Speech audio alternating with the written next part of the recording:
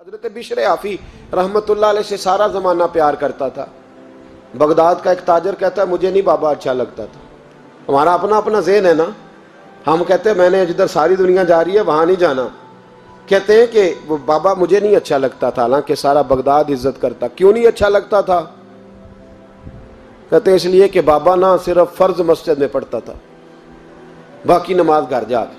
تو میں کہتا تھا اتنا ولی ہے تو باقی بھی مسجد میں پڑھے۔ کہتے ایک دن میں نے کہا جسوسی کرنی ہے اس کی، جو کہ اسلام میں منع ہے۔ کہتے حضرت بشر آفی رحمۃ اللہ علیہ نے جمعے کے فرض پڑھے، فرض پڑھ کے نکل گئے دوڑ کے۔ فرماتے ہیں میں پیچھے ہو گیا، میں نے کہا آج میں نے سنتیں چھوڑ دی ہیں پر اس کا پتہ کرنا ہے، سنت نفل بعد میں پڑھوں گا۔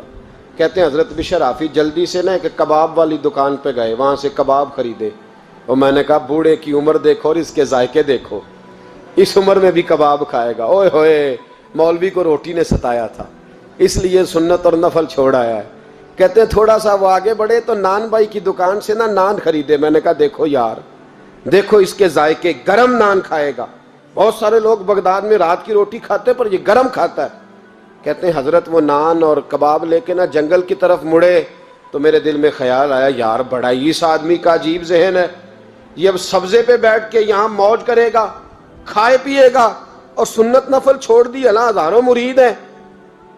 کہتے ہیں حضرت جنگل میں داخل ہوئے، تھوڑا سا سفر کیا تو کچی آبادی آ گئی۔ کچی آبادی، ایک کچے مکان کی ٹوٹا ہوا دروازہ، باہر سے کنڈی لگی۔ بغداد کے ننگے پاؤں چلنے والے ہزاروں مریدوں کے اس پیر نے کنڈی کھولی، اندر گئے، ایک فالج زدہ بابا جی بیٹھے۔ کہتے ہیں حضرت بشر آفی نے اپنی پگڑی کھولی اور اس آدمی کے منہ سے پانی نکل رہا تھا، رال ٹپک رہی تھی۔ کہتے ہیں پہلے اپنی پگڑی سے منہ صاف کیا، پھر پیالے سے پانی ڈال کے منہ دھویا، پھر حضرت اس کے ٹانگوں پہ کپڑا ڈال کے روٹی کا لقمہ توڑ کے اس کے منہ میں ڈال کے کہنے لگے بابا ناراض نہ ہونا، جمعے والے دن مجھے دیر ہو جاتی ہے، ابھی تو میں نے سنت اور نفل بھی پڑھنے ہیں، ناراض نہ ہونا، مجھے دیر ہو جاتی ہے۔ کہتے ہیں وہ بابا رو پڑا اور کہنے لگا بشر یار 14 سال ہو گئے تو روز آتا ہے، 14 سال، یہ 1 صدی کا قصہ ہے، 2-4 برس کی بات نہیں، 14 سال سے تو روز آتا ہے، میں پتہ نہیں کب تک لاش بنے پڑا رہوں گا، تو کب تک آئے گا؟ حضرت بشر آفی نے بابے کے آنسو پوچھ کے کہا بابا فکر نہ کر، آج کے بعد یہ جملہ نہ کہنا کہ تو میرے لیے بوجھ ہے۔ فرمایا لوگ سمجھتے ہیں کہ میں نے عبادت کر کے مقام پایا ہے، لوگ سمجھتے ہیں میں نوافل زیادہ پڑھتا ہوں، دنیا جانتی ہے کہ میری رات کی تسبیح زیادہ مضبوط ہے، پر میں ان میں سے کوئی بات بھی نہیں، میں تو تیری نوکری کرتا ہوں تو اللہ نے میری عزتوں میں اضافہ فرما دیا ہے۔ سوچ ہی صاف نہیں، نظریہ ہی ٹھیک نہیں، فکر ہی ٹھیک نہیں۔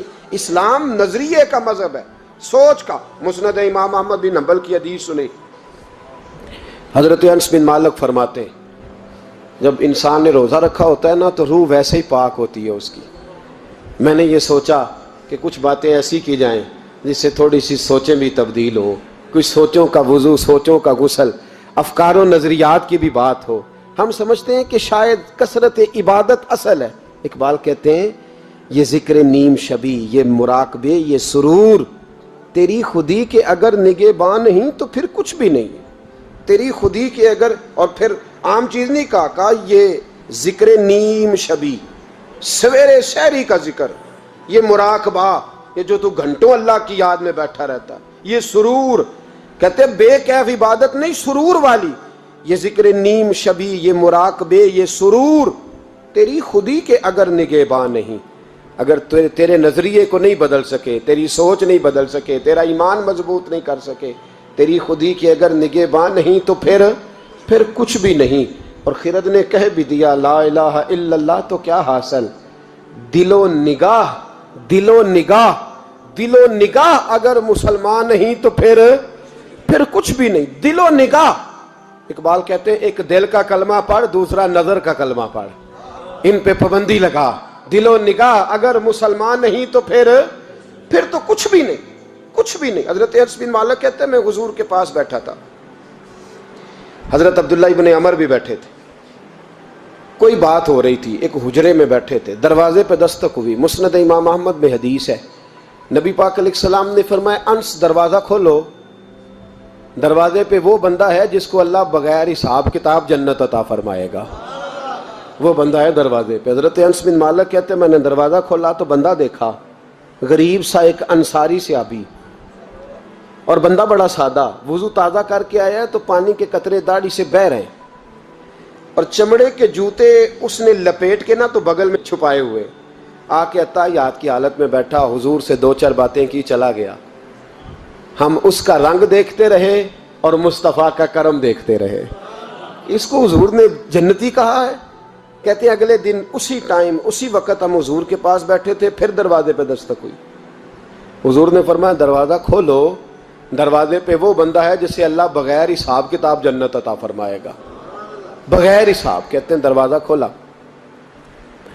اور جیسے ہی میری نظر پڑی، بندہ بھی وہی ہے جو کل آیا تھا، اور انداز بھی وہی ہے جو کل تھا، اسی طرح پانی کے قطرے، اسی طرح جوتے بغل میں، السلام علیکم، کل حضور فلاں بات کی تفصیل پوچھنی مجھ سے رہ گئی تھی، غلطی ہوگی، دوبارہ آیا ہو۔ اس نے اپنی گفتگو کی، چند جملوں میں بات سمیٹی، چلا گیا۔ فرماتے ہیں اتفاق کی بات کہ دن تیسرا، بندے بھی ہم دونوں، میں اور عبداللہ ابن عمر۔ حضرت انس بن مالک کہتے ہیں دونوں بیٹھے تھے، سیم ٹائم سیم ڈے۔ پھر دستک ہوئی، حضور نے فرمایا دروازہ کھولو، اور مسکرا کے فرمایا دروازے پہ وہ بندہ ہے جسے اللہ بغیر حساب کتاب جنت عطا فرمائے گا۔ کہتے ہیں کھل اٹھے ہمارے چہرے، باہر گئے، دستک ہوئی تھی، دروازہ کھولا۔ فرماتے ہیں مجھے یقین تھا وہی ہوگا جو 2 دن پہلے آیا تھا، اور میرے یقین کے مطابق ہی کام ہوا، وہی بندہ تھا جو کل بھی تھا، جو پرسوں بھی تھا، حالت اور کیفیت اور انداز بھی وہی تھا۔ پانی کے قطرے بہہ رہے ہیں، اور اس شخص نے جوتے بغل میں دبائے ہوئے خدمت میں حاضر ہوا، بیٹھ گیا، بات چیت کی، چلا گیا۔ حضرت انس بن مالک کہتے ہیں تھوڑی دیر ہوئی تو حضور بھی تشریف لے گئے۔ حضرت عبداللہ ابن عمر مجھے کہنے لگے یار ویسے کتنے اس کے نصیب ہیں، کتنے نصیب ہیں، کوئی آیا لے کے چلا گیا، کوئی آیا لے کے چلا گیا، کوئی عمر بھر بھی نہ پا سکا، میرے مولا تجھ سے گلہ نہیں، یہ تو اپنا اپنا نصیب ہے، یہ تو اپنا اپنا، اور نہ کسی کے حال پہ طنز کر، نہ کسی کے غم کا مذاق اڑا، وہ جسے چاہیں جیسے نواز دے، یہ مزاج لطف رسول ہے صلی اللہ تعالی علیہ وسلم۔ کہتے ہیں ہم لوگ گفتگو کرنے لگے، عبداللہ ابن عمر مجھ سے کہنے لگے یار ویسے پتہ کرنا چاہیے یہ کون سا عمل کرتا ہے، پتہ کرنا، جیسے ہم نہیں پتہ کرتے کہ یہ بندہ بڑا چمک گیا، پتہ کرو کون سا کاروبار کرتا ہے، ذرا اس کی جاسوسی تو کرو۔ اور بندے بھی بڑے سمجھدار ہیں، وہ سائیڈ بزنس نہیں بتاتے، وہ کہتے ہیں وہ جو میرا علیحدہ ہے وہ نہیں بتانا، کہیں یہ نہ شروع کر لے۔ حالانکہ انسان کے پاس جو خوبی، جو اللہ نے اسے دولت دینی ہوتی ہے، وہ اپنا اپنا نصیب ہوتا ہے، وہ گھر میں بیٹھے بھی اللہ عطا کر دیتا۔ وہ کہتے ہیں کہ پتہ کرو کیا عمل کرتا ہے۔ تو حضرت عبداللہ ابن عمر کہتے ہیں میں اس کے پیچھے ہو گیا، اس سے سلام لی، تو میں نے کہا مجھے 2-3 دن کے لیے مہمان بنا لو گے، مان نہ مان میں تیرا مہمان، 2-3 دن کے لیے مہمان بنا لو گے؟ تو کہتے ہیں مجھ سے کہنے لگا کوئی گھر میں جھگڑا ہو گیا، کیونکہ پڑوس میں تو تمہارا، قریب ہی تو تمہارا گھر ہے، میرے مہمان بننے کو جھگڑا ہے؟ تو میں نے کہا چلو ایسے ہی سمجھ لو، پر مجھے مہمان بنا لو۔ کہتے ہیں میں 3 دن اور 3 راتیں اس شخص کے ساتھ رہا، وہ کتنا صدقہ کرتا ہے میں نوٹ کرتا رہا، نماز کتنی پڑھتا ہے، اس کا کیا، میں چاہتا تھا کہ وہ عمل مجھے ملے، اس کی برکت سے مصطفیٰ نے اسے 3 مرتبہ جنتی فرمایا ہے تاکہ وہ کیفیات مجھے بھی ملیں۔ حضرت عبداللہ ابن عمر کہتے ہیں کہ میں نے کوئی خاص چیز نہیں دیکھی، وہ عشاء پڑھتا تو فجر تک بستر پہ کروٹیں لیتا، اور میں الحمدللہ اٹھ کے تہجد بھی پڑھتا، نوافل بھی پڑھتا۔ کہتے ہیں وہ 1 سپارہ پڑھتا، میں 3 پڑھتا۔ فرماتے اس نے 3 دنوں میں کھجور بھی صدقہ نہیں دی، کہ کھجور بھی، اور میں نے بڑے بڑے غریبوں کی مدد کی۔ میں کہنے لگا کہ عمل تو میرا زیادہ ہے اس سے، پھر خوبی کیا ہے؟ خاص توجہ کرنا، اسلام اور دین کا جو فکری اساس، جو فکری اساس ہمیں صحابہ نے دی۔ حضرت عبداللہ ابن عمر کہتے ہیں میں نے تیسرے دن اسے کہا بھائی اللہ تیرا بھلا کرے، تو نے بڑی خدمت کی، میں نے جانا ہے میرا کوئی جھگڑا نہیں ہوا تھا، میں تو بس تیرا عمل دیکھنے آیا تھا کہ تو عمل کیا کرتا ہے۔ تو وہ صحابی کہتے ہیں مجھے کہنے لگے یار تو میرا عمل دیکھنے آیا تھا، مجھے بتا تو صحیح کیا نے، اور کیوں دیکھنے آیا میرا عمل، تجھے کیا ضرورت پڑی میری جاسوسی کی؟ تو کہتے ہیں مجھ سے جب اس نے سوال کیا تو میں نے اس کو کہا بھائی تو 3 دن آیا نا ہم بیٹھے ہوئے تھے؟ کہا ہاں میں آتا رہا ہوں۔ کہا 3 دن نبی پاک نے فرمایا اللہ تجھے بغیر حساب کتاب جنت عطا فرمائے گا۔ تو میں چاہتا تھا کہ میں ذرا جاسوسی کروں، ذرا دیکھوں، کھوج لگاؤں کون سا ایسا عمل ہے، آپ بھی ذرا دھیان دیجئے گا، کون سا ایسا عمل ہے، حالانکہ تو عشاء پڑھتا ہے اور اٹھ کے فجر پڑھتا ہے، میں تہجد بھی پڑھتا ہوں، تیرا سپارہ 1 ہے میرے 3 ہے، کون سا ایسا عمل ہے جس کے سبب تجھے جنت ملے گی؟ کہتے ہیں وہ صحابی کہنے لگے یار کوئی ایسا عمل نہیں، کوئی شے نہیں، میں اس قابل ہی نہیں، من نانم کے من دانم، جو میں ہوں مجھے پتا ہے۔ کہا پھر کوئی بات تو ہوگی، تیری مہربانی بتا دے، میں نے 3 دن 3 راتیں محنت کی ہیں، بتا دے۔ کہتے ہیں وہ کہنے لگے اگر تجھے بتاؤں نا تو پھر سن، میں جب رات کو سوتا ہوں تو اپنے دل پہ نظر ڈالتا ہوں، اور سویرے جب اٹھتا ہوں تو پھر اپنے دل پہ نظر ڈالتا ہوں، موبائل پہ نہیں، کنجی پہ نہیں کہ چابیاں کدھر ہیں، بٹوے پہ نہیں، میں رات کو سوتے ہوئے بھی اپنے دل پہ نظر ڈالتا ہوں، سویرے اٹھتے ہوئے بھی میں سب سے پہلے اپنے دل پہ نظر ڈالتا ہوں۔ فرماتے ہیں الحمدللہ میرے دل میں کسی کا حسد نہیں ہے، کسی کے بارے میں کوئی کینہ نہیں ہے، کوئی کسی کے بارے میں میل نہیں، میں اللہ کے ہر بندے کے بارے میں سوچ، نظریہ، فکر اچھی رکھتا ہوں۔ اور فرمایا میں تیرے بارے میں بھی عبداللہ یہی سوچتا ہوں کہ تو مجھ سے زیادہ نیک ہے۔